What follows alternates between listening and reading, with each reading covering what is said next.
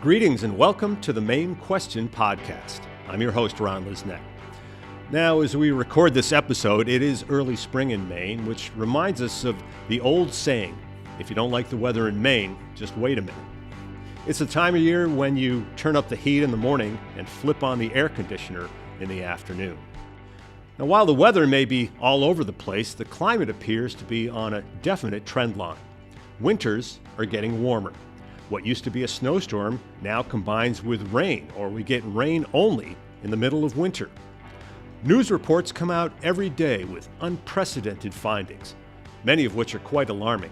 Just one example, starting in March 2023, the ocean's daily surface temperature reached record highs every day, going on for about a year and counting. It begs the question, what happens if Maine loses all or most of its winter? The possibility of that happening raises so many issues and could trigger some profound changes. How will it affect forests, crops, lobsters, and fisheries of other kinds? What happens to Maine's winter economy, skiing, snowmobiling, and other winter activities? Will we be inundated with ticks or other invasive species? What does it mean for Maine's identity? And is there an upside? There are no easy answers, but in this episode, we'll dig into those questions and more with our guests. Thank you so much for joining us, Sean Burkle, Maine State climatologist and an assistant professor, and you're affiliated with? I have a joint appointment between the Climate Change Institute and Cooperative Extension. And Jonathan Rubin, director of the Margaret Chase Smith Policy Center and a professor of resource economics and policy. I got that right? That's right, and pleasure to be here. Great, appreciate it. So one anecdote that I just thought of as we were thinking about this, my friends and I back in our college days weren't, probably the brightest bulbs in the tree. We used to go to my friend's camp and jump off the roof into snowdrifts. They were over our head and, 25 feet up, you could jump down. Those happen in the winter all the time. You could do that, every winter, but it just seems like maybe that's a thing of the past. Maybe turn to you, Sean, just for some historical context on changes in Maine's winters here over the last, pick your time frame, a century or so. What might you say about that? Sure. Yeah, and I also have memories of jumping off the roof into snowbanks after shoveling off the roof because the snow would get so deep. Right. Which doesn't happen much anymore. To give a broad overview of Maine's changing climate, in terms of annual temperature, there's been about a 3.5 degree Fahrenheit warming over the past century. So that's going back to about 1898, for which we have continuous records. And Maine winters have warmed by about 5 degrees Fahrenheit over that time. There's significant year-to-year variability, as well as there's decadal variability, but the overall warming trend is very clear, and that's being driven by greenhouse gas emissions. And now, some people might think, well, 3.5 degrees Fahrenheit, or even 5 degrees Fahrenheit might not seem like a huge amount, but when you consider the impacts over the course of a year, the thermal impacts on the annual cycle, the relative length between the cold season, winter season in terms of temperature, that has decreased by about 2 weeks relative to the warm season. So the warm season is longer now, also by about 2 weeks. And the relative lengthening has occurred mostly in late summer into fall, and also includes a later onset of winter, a later onset of first snowfall on average. We've all seen that lakes tend to freeze up later in the year, and they tend to ice out earlier in the spring. And likewise, this season of snow cover has diminished, with implications for outdoor recreation and as well as their ecosystem impacts associated with that. And the winter snowpack has become less reliable, especially in the southern half of the Maine and along the coast. And we are seeing these changes, and because of variability, we can still see a given month or even a season that could feel like a pretty close to a classic Maine winter. Those happen fewer and farther between now. And as an example, the last winter in which the December through February mean temperature was below the 20th century average from 1901 to 2000 was 9 years ago. That was the winter of 2014-15. And since then, every winter has been above the 20th century average for wintertime. And there have been notable very warm winters, including 2016 and this winter. And but variability can still produce a cold month or cold season. And one of those cold months was February of 2015, which was the coldest since 1934. But that generated a variability, and it was a synoptic weather situation in which a pattern persisted for a few weeks. And you mentioned 1934. Just a quick bit of trivia about freezing of some parts of Penobscot Bay. You could actually drive across what would have been salt water from one point in Maine to another? I stumbled upon these stories probably about 10 years ago, and I grew up in Maine, but I had never heard stories about Penobscot Bay during some of the coldest winters of the early 1900s as well as in the 19th century. It's documented that the bay froze as far south as Camden or Rockland. And this one story in particular was published in the Bangor Daily News in February of 1918. This was during World War I. And it recounted a story of a gentleman named Captain Albert Gray of Brooksville, who drove his Ford Pathfinder from Brooksville, which was near Castine, across to Belfast. I think it was 5 trips to get supplies from Belfast and bring back to the community. And along the way, he checked to see how thick the ice was. And as I recall, it was on the order of 5 inches thick, and I think in some places it was thicker. It was a little concerned to make that trek, but it turned out to be safe, made several trips. And in a document published in, it was the late 1800s, History of Castine, Penobscot, and Pentagoet, I found explicit reference to the bay freezing over the 3 years after the Tambora eruption of 1815, suggesting a possible connection to that. Again, a major freeze over in which there could be passage across the bay.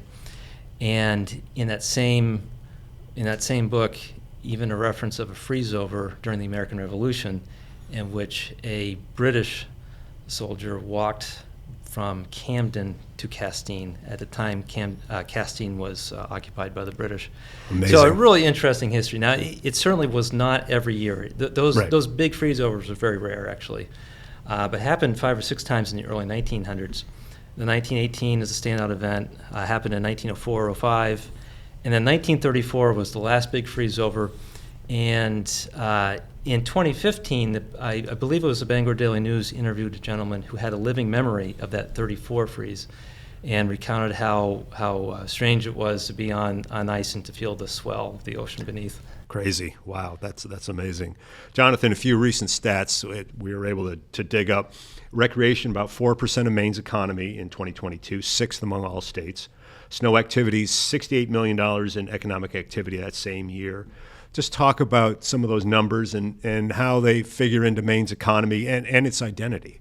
Yeah, thank you. I mean, Maine is an outdoor state. We are like Montana or Florida. It's how we think of ourselves. It is one of the larger sectors in our economy.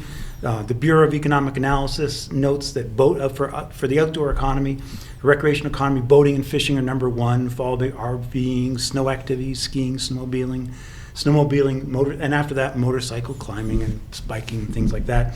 Snowmobiling, my colleague, or our colleague, Jessica Leahy, estimated about 3,000 people are employed directly and indirectly in the snowmobile industry.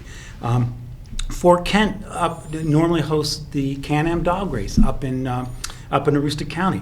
That is something that is part of their identity. It is economically important for them, and it's not obvious that you can replace some of those activities. That is going to be a necessary or an unfortunate outcome. So some of that cannot be replaced. The downhill ski resorts may be slightly better positioned because they can make snow, of course, with additional costs of equipment and operating costs. They can also branch out into 4-season resorting. And so I can go on, and I'll say this on this, that it's not all gloom and doom. For the outdoor recreation market, because the spring and the fall seasons are getting longer, we can expect more recreation in some of those areas. So what this means for Maine's economy in terms of outdoor recreation is really unclear. It could be a net positive with some notable areas like Fort Kent and the northern part of the state really losing, and there may not be much to do about some of that. But other parts could do well. I mean, ATVing in particular, we've gone since 2000, we've basically doubled the amount of registered ATVs in the state of Maine, from 45,000 to 82,000 ATVs now. And 20% of those are out-of-state people who come in and spend money from out of state. So there's some real negatives, and I don't want to minimize it. It's part of who we are, but there are some upsides as well. So being adaptable is key. I mean, if you call yourself vacation land, you want to draw vacationers no matter what they come for, right? Absolutely. And moreover, because of our location and our beauty, we may, as climate change affects the whole country, we may do better relatively to other nearby states. And so they may say, well, at least Maine still has this available. Let's go to Maine. So it's unclear really how this is going to play out, but it may not be that negative for certain sectors. So reliability is maybe going out the window. Reliability is going to be going out. That's no question, and adaptability is going to be key. But it's, there are winners and losers in this, and it's not all gloom. Right. Sean, nature certainly revolves around seasonal cycles, and for millions of years. If ice and snow become unreliable, how does that play out? Can Maine's flora and fauna adapt anywhere near quickly enough to keep up with the changes that are happening? I think it's probably a mixed bag. Some systems will respond quickly, and others more slowly. There'll be some negative impacts, potentially some positive outcomes. But just for a couple examples, challenges that, say with the deer population, winters that are not as cold could be beneficial to deer population because it could improve their overwintering and reduce mortality rates. And then this would become, of course, an issue of management. How does the state manage the changing population dynamics of deer and other game animals in response to changing winters? And then systems such as lake ecology will change, and because of a shorter duration of ice cover, thinner ice cover, difference in ice on, ice off. Also changes in the forest landscape, which will be a much slower response to the changes that are taking place. So overall, I think it will be a mixed bag. So speaking of forests, Jonathan, one industry, just for example, like maple syrup production, Maine is known for that. Things are changing, in terms of where that can be done as the climate warms. That's an example maybe of an industry that needs to sort of be aware of what's going on and be adaptable. Like that seems to be the theme of a lot of what we're talking about. Adaptation is key, and I do maple syrup myself, and it's great that it's snowing today because that's going to mean the sap's running. But the variability is what's going to be challenging, especially for the industrial producers. And we don't know how it's going to play out yet. Right.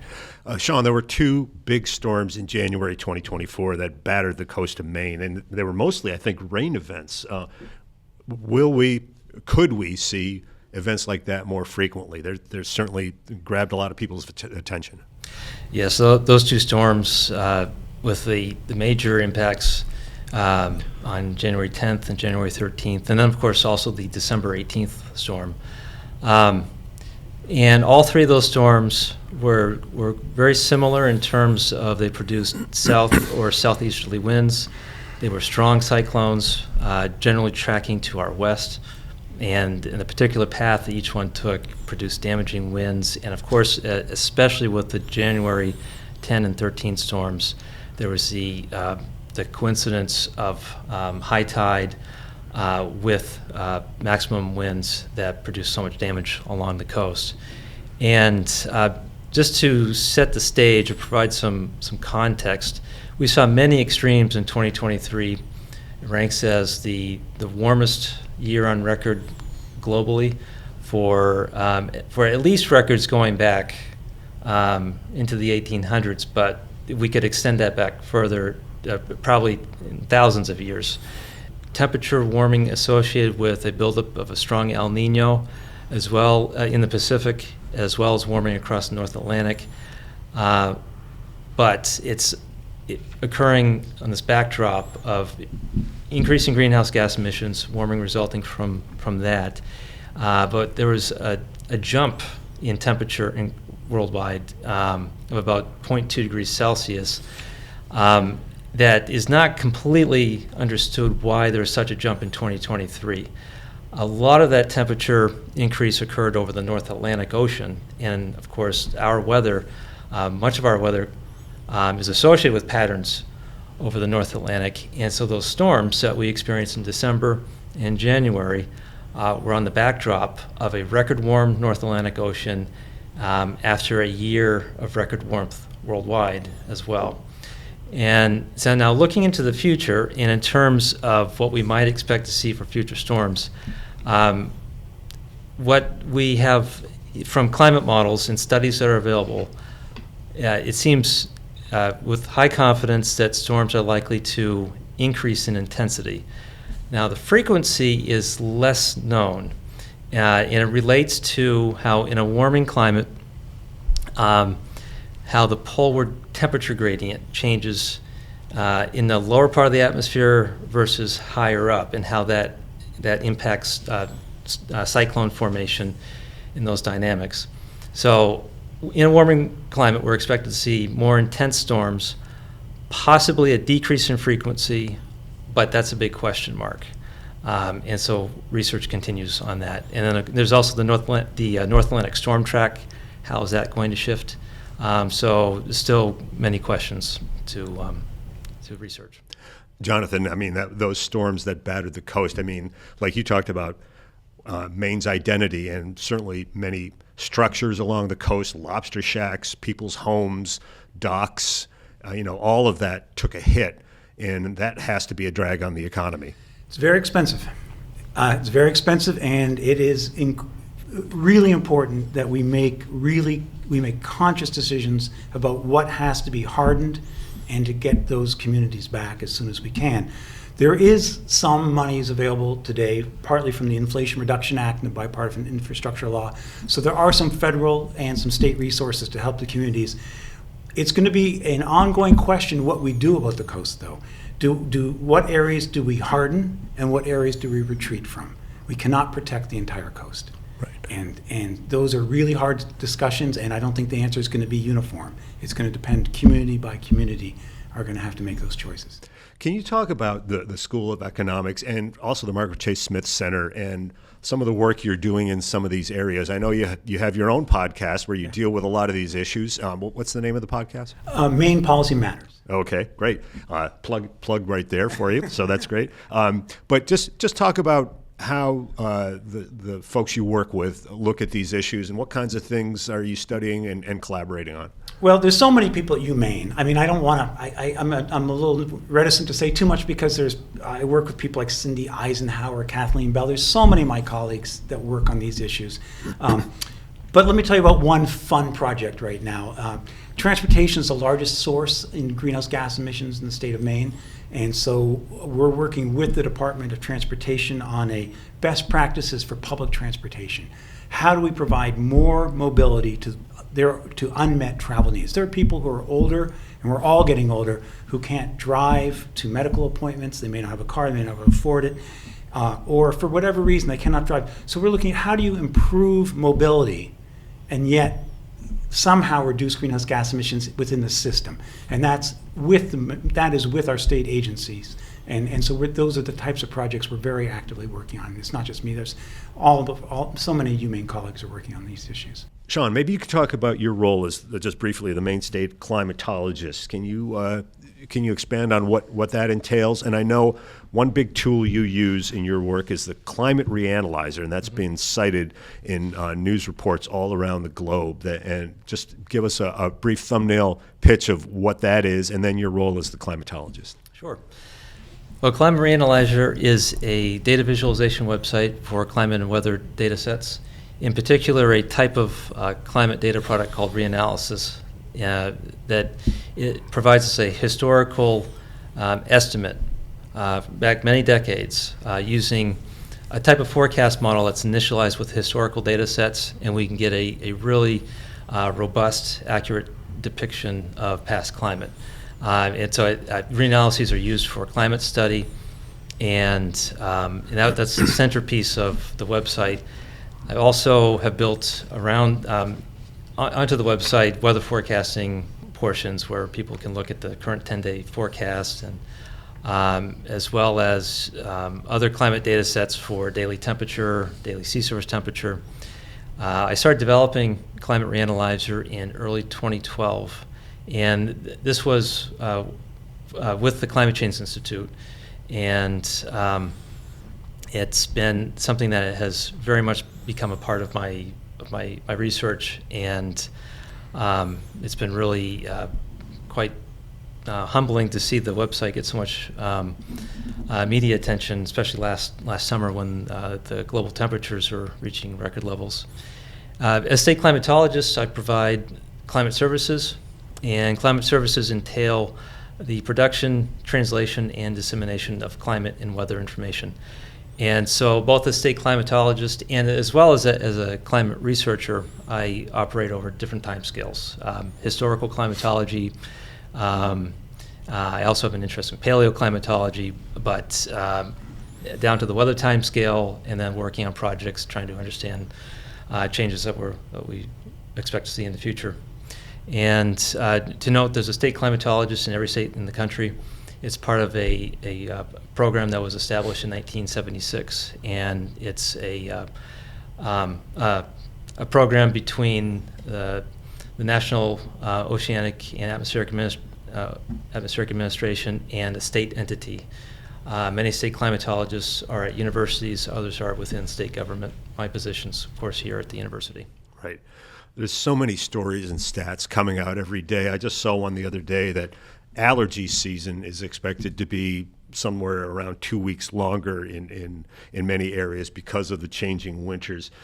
What might you both tell the average person to pay attention to in the news and be concerned about, or try to stay on top of, what to be alarmed about and what to best pay attention to understand what's going on? It's just so much information to try to grasp sometimes. Jonathan, maybe take a crack at that, if you would. Well, first of all, there are so many headlines and news clips. I guess my advice for most people is, to the extent that they can, don't pay attention to a lot of the news. Don't pay attention to the headlines. Don't be overwhelmed by negative stories. Turn down the noise and not fall into hopelessness. This is a problem we can solve as a community and through our political systems and our churches and with our neighbors. This is something we can deal with. The other thing I think that's really important for people to understand is that there do not exist technologies that are going to solve the climate crisis for us.